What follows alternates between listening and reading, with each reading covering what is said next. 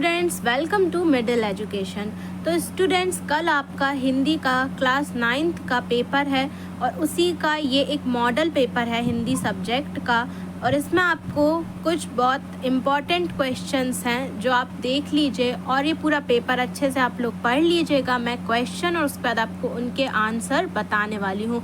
तो ये पूरा पेपर हम देखते हैं और आप इस पेपर के हर क्वेश्चन को अच्छे से पढ़ के याद कर लीजिएगा। तो चलिए वीडियो स्टार्ट करते हैं। तो देखिए स्टूडेंट्स, फर्स्ट क्वेश्चन आपका सही विकल्प चुनकर लिखने का है। तो ये क्वेश्चन आपको पेपर में भी देखने को मिलता है, तो वैसा ही ये क्वेश्चन है। तो देखिए, अब जो इसमें फर्स्ट क्वेश्चन है वो है इस जल प्रलय में पाठ की विधा है। तो जो इस जल प्रलय, ये जो आपका चैप्टर है उसमें पाठ की कौन सी विधा है ये बताना है आपको।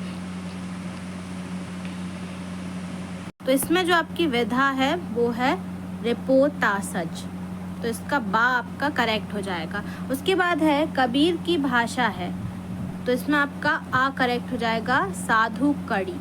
उसके बाद है जो व्यक्ति अपनी किस्मत खुद रचते हैं उन्हें कहते हैं साहसी, तो इसमें आ करेक्ट हो जाएगा। फिर है रेणु का पूरा नाम, तो जो रेणु है उनका पूरा नाम क्या है, तो इसमें आपका हो जाएगा फणीश्वर नाथ रेणु।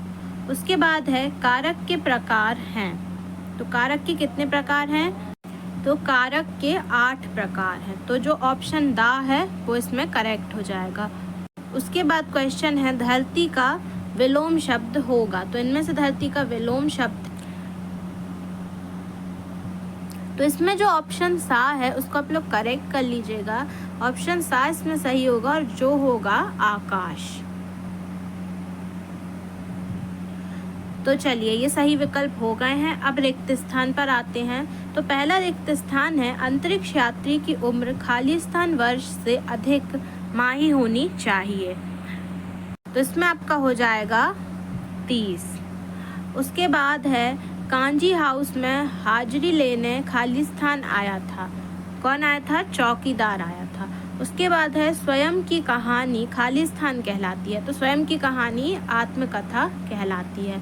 उसके बाद है मृत्यु के तरल दूत को आता देख लेखक ने उसे खाली स्थान किया, तो क्या किया था, अनुरोध। उसके बाद फिर है प्रेमी धुड़ात में फिरो खाली स्थान मिले ना कोई, तो इसमें आपका हो जाएगा प्रेमी। उसके बाद है हम तो पापड़ खाली स्थान ही भूल गए, तो इसमें आपका हो जाएगा परोसना। तो ये हैं आपके खाली स्थान। उसके बाद प्रश्न क्रमांक 3 है सही गलत, यानी कि सत्य असत्य। तो इन्हें और देख लेते हैं। सबसे पहले अंतरिक्ष वायुयान का मिला जुला रूप है, तो अंतरिक्ष, तो ये क्वेश्चन आपका सही हो जाएगा। उसके बाद है प्रेमचंद, ये वाक्य मतलब। उसके बाद है प्रेमचंद का मूल नाम धनपत राय था, तो अगर आपने प्रेमचंद की जो जीवनी है या कथा उनकी या फिर कवि परिचय या लेखक परिचय, उस समय जो उनका जीवन परिचय उसमें आपने पढ़ा होगा तो आपको पता होगा कि इनका धनपत राय ही नाम था, तो ये भी सही हो जाएगा। उसके बाद है इस जल प्रलय में पाठ के लेखक जगदीश चंद्र माथुर हैं, नहीं, इसमें पाठ के लेखक जगदीश चंद्र माथुर नहीं है, तो ये हो जाएगा गलत। उसके बाद है दूसरों को आतंकित करने वाला स्वयं बहादुर होता है, तो नहीं, ये तो आप खुद ही अंदाजा लगा सकते हैं, क्या दूसरों को आतंकित करने वाला बहादुर कभी हो सकता है, नहीं, तो ये भी असत्य हो जाएगा। उसके बाद है पांचवा प्रश्न है कबीर एक समाज सुधारक नहीं थे, तो ये गलत है, कबीर समाज सुधारक थे। उसके बाद है दूर के ढोल सुहावने मुहावरे का अर्थ है मूर्ख व्यक्ति, नहीं, ये मुहावरे का अर्थ नहीं है, तो ये भी असत्य हो जाएगा। उसके बाद है सही जोड़ी, तो सही जोड़ी में देखिए पहला है कबीरदास, तो कबीरदास से किसका मेल होगा। तो स्टूडेंट्स, इस क्वेश्चन को आपके पास जो कुछ भी रिसोर्स हो पढ़ने का, उससे आप लोग ये वाला क्वेश्चन देख लीजिएगा। ये कुछ नाम है और ये इनके अपोजिट में है, तो इसमें आपको मेल करना है, तो ये आप लोग खुद अच्छे से कर लीजिएगा। प्रश्न सामने है, इसका आंसर आप लोग खुद देख के और उसको याद कर लीजिए। उसके बाद हम अगले क्वेश्चन पर आते हैं। निम्नलिखित प्रश्नों में उत्तर एक वाक्य में दीजिए। तो ये एक वाक्य एक शब्द में आता है क्वेश्चन लिखने को। तो चलिए इसका आप देख लेते हैं। पहला प्रश्न है, घूरी के बैलों की नस्ल थी, कौन सी नस्ल थी? तो इसमें आपका आंसर हो जाएगा कछाई। उसके बाद है, कबीरदास ने किसका विरोध किया है? तो कबीरदास ने अंधविश्वास का विरोध किया है।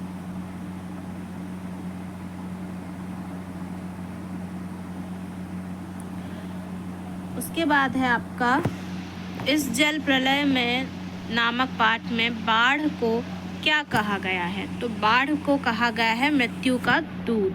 उसके बाद है, भारत के अंतरिक्ष केंद्र का नाम है। तो भारत के अंतरिक्ष केंद्र का नाम आप लोगों को पता होगा, तो वो क्या है? इसरो। उसके बाद है, हेलन केलर के पहले गुरु कौन बनी? तो इसमें आ जाएगा आपका एली सुलेवन। और उसके बाद है, युक्ति भेड़ाना का अर्थ है नई योजना बनाना। तो ये आपका प्रश्न 5 हो गया है। अब आते हैं प्रश्न क्रमांक 6 पर, जो कि है रन फॉर ब्यूटी मैराथन दौड़ का उद्देश्य लिखिए। तो इसका आंसर देख लेते हैं। तो ये प्रश्न क्रमांक 6 का उत्तर है। आप लोग इसको अच्छे से पढ़ लीजिए, वीडियो रोक के पढ़ लीजिए, या फिर आप लोग इसका स्क्रीनशॉट ले सकते हैं पढ़ने के लिए।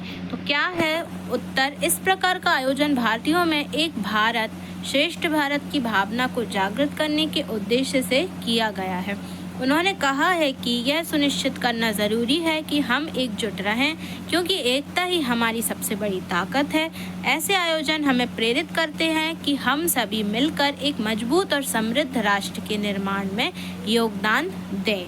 ठीक है, तो आपको इसमें देख लीजिए कि मेन इसमें जो भारत का है, इस तरीके की भावना को जागृत करना, पहला तो ये बताया है। उसके बाद फिर आगे इसमें है, एकता के विषय में बोला गया है कि एकता क्या है? सबसे बड़ी ताकत है हमारी, और सभी मिलकर मजबूत और समृद्ध राष्ट्र के निर्माण में योगदान दें। ठीक है, ये इस तरीके का आयोजन है। तो आप लोग इसका स्क्रीनशॉट ले लीजिए या फिर इसे पढ़ लीजिएगा वीडियो स्टॉप करके। फिर अगले क्वेश्चन पर आते हैं, जो किसी के अथवा में है कि मेजबान लोक कथा के आधार पर लिखिए कि मेहमान कौन थे और उन्हें भोजन में क्या पसंद आया। तो देखिए, ये इसका आंसर है कि मेजबान लोक कथा में मेहमान कोई और नहीं बल्कि एक ऋषि थे, जिन्हें पति पत्नी ने अपने घर पर भोजन कराया। मेहमान को भोजन में सबसे ज़्यादा पापड़ पसंद आया जो थाली में रखे थे, लेकिन पति पत्नी उन्हें परोसने में शर्म महसूस कर रहे थे। मेहमान ने भोजन किया, लेकिन पापड़ न देखकर उनके मन में एक टीस रह गई। तो ये जो आपकी एक पाठ होगा उससे ही रिलेटेड, उसमें जो कहानी है उससे ही रिलेटेड ये क्वेश्चन भी है।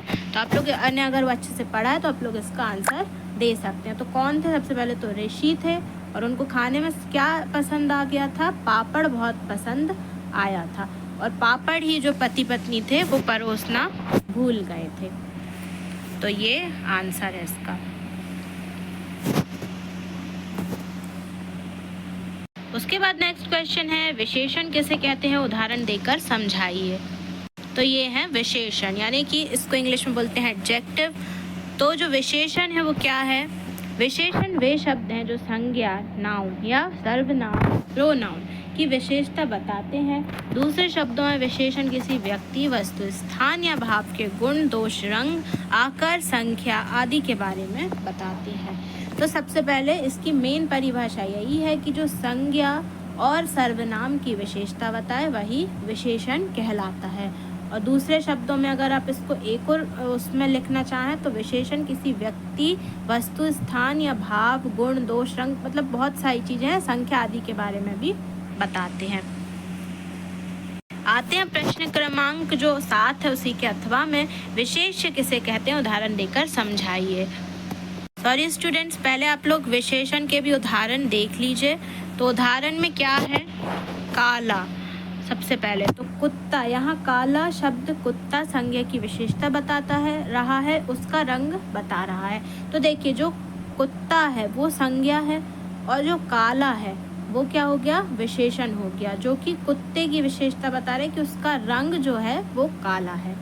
ठीक है, तो ये आपका एक उदाहरण हो गया। और एक है सुंदर।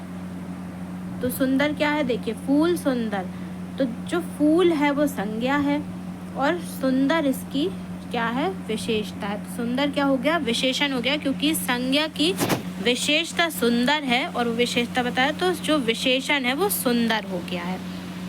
अब विशेष्य और उसकी परिभाषा और उदाहरण देख लेते हैं। तो ये है उसकी परिभाषा। विशेष्य वह संज्ञा या सर्वनाम शब्द होता है जिसकी विशेषता बताई जाती है, वो क्या कहलाता है, विशेष्य कहलाता है।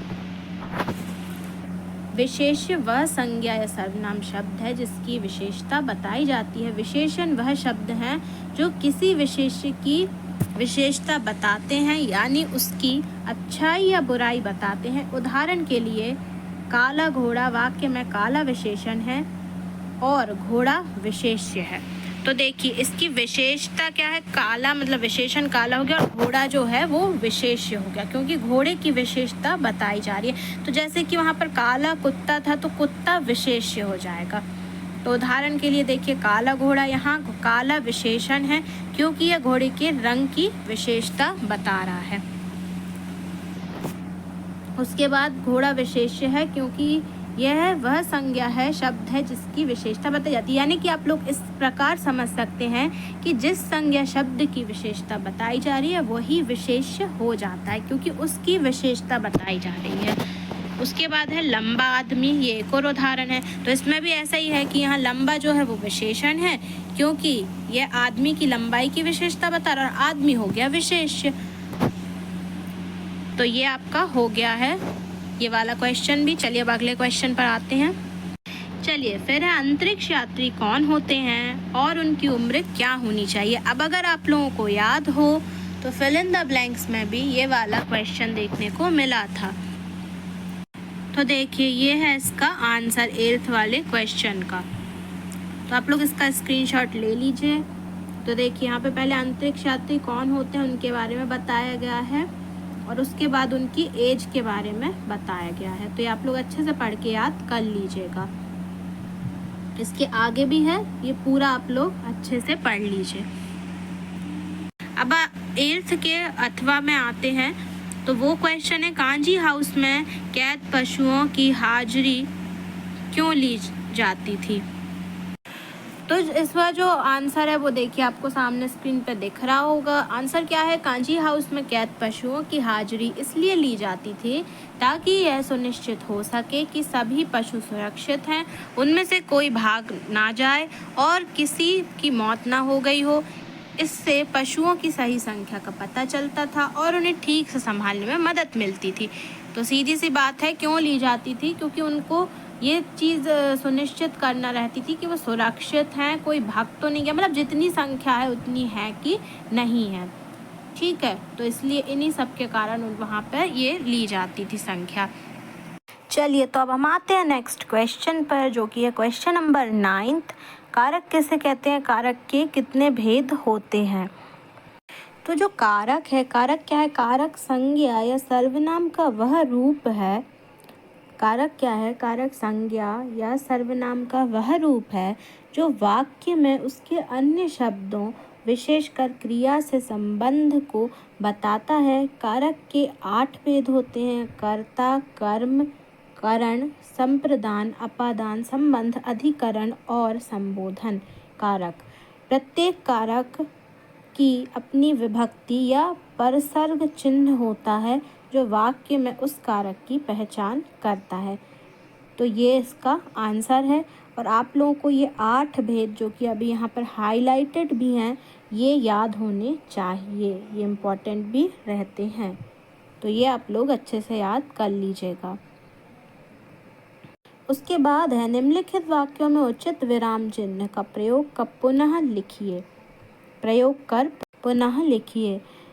सबसे पहले क्या है, क्या कल तुम विद्यालय आओगे, ये एक है। और फिर है वह कितना सुंदर दृश्य है। तो देखिए सही वाक्य इस तरीके से होंगे, कल क्या तुम विद्यालय जाओगे, तो इसमें प्रश्नवाचक चिन्ह। देखिए स्टूडेंट्स, सुधार यहाँ पर क्या हुआ है। सुधार सबसे पहले तो ये सेंटेंस था क्या, क्या पहले था, क्या कल तुम विद्यालय आओगे, ना कि जाओगे। तो यहाँ पर होगा जाओगे पहला सुधार, और दूसरा कल पहले आएगा फिर क्या आएगा। ये प्रश्नवाचक वाक्य है, ठीक है, और प्रश्नवाचक चिन्ह भी इसमें रहेगा। उसके बाद वो तो खैर क्वेश्चन में भी था। उसके बाद सेकंड है वह क्या सुंदर नज़ारा है।